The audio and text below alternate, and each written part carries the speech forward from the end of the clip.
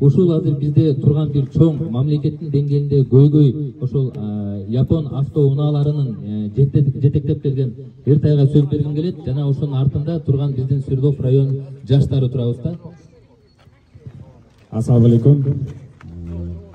Şöyle peki, işinizde bereke, göçürün ant berip geldiniz. Biz işinemiz, siz burada buyursa, eğitiminin çoğun tribunun ayıpıp, jana birliktin aslında eğitim kızıkçılığını korgoyup dep işinemiz. Jana şunları bizde surağız var ele, bu mamleketlik maksatlı dep aytsam жаңылбайм.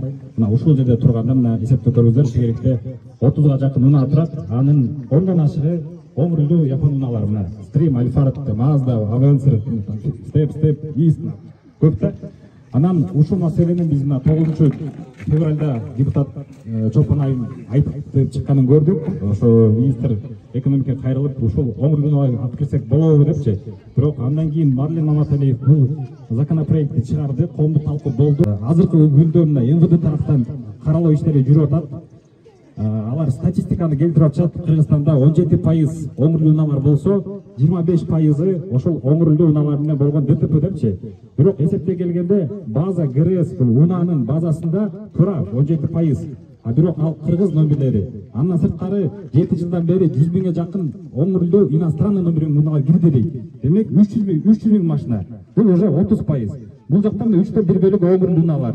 Ошол нерсени сизге кайрылат элек, көтөрүп колдоп берсеңиздер. Бул жердеги мына мен жалгыз келген жокмун. Бул жакта да мына оңурлуу унааларды колдоосун деген балдар да келди. Ошо сиздин бул жактан чогулчу өткөн деп сизге төз айтып алам деп келдик.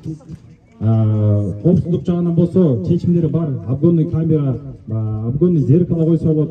Жана ошондой эле мына Бишкек, Ошто барсаңыздар, оңурлуу унаалардын таксилери 90%, 95%ын түзөт. Таласка Бишкекке каттагандар, Бишкек нарын каттагандар, жалаң оңурлуулар.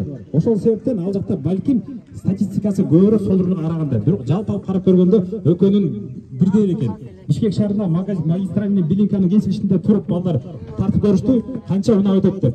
30-35% оңурлуулар өттү. Демек бул статистика боюнча 25% ДТП болсо, бул туура эле. Сол рулда кандай болсо ошондой. Рулдун оң жагы же сол жагында эмес, адамдын башындагысы жана эрежени так сактагандан болуп жатат. Адам баласы биринчиден оң рул айдайбы, сол рул айдайбы, ал биринчиден праваны окуп алган болуш керек. Сол рулда айдаганда деле праваны сатып алып, же подарка кылган болсо авария болот. Бүгүнкү күндө машинанын сапаты, жаңы, тазалыгы, анын сол рул болгон менен тарактап калган машина болсо баары ал кырсыкка учурайт.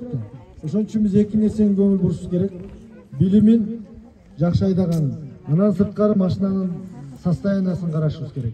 Экинчиден, биздин мамлекетибизге, экономикабызга, бюджетибизге пайда келип аткан болсо биз колдошубуз керек. 11 миллиард түшүп атса биз колдошубуз керек. Үчүнчүдөн, мамлекет деген бар, президентибиз бар. Биз бүгүнкү күндө парламентте бул маселени биринчи, экинчи, үчүнчү окууда талкуулап, депутаттар кабыл алып берген болсо, ошол мыйзам болбогон иштеш керек. Биз буга терең кирип, мындай танышып, изучать этип туруп, анан сизге жооп берели. Бирок негизгиси биз элибиз колдоп аткан болсо, бизге мамлекетке пайда болуп аткан болсо, биз колдоп беришибиз керек. Колдойбуз.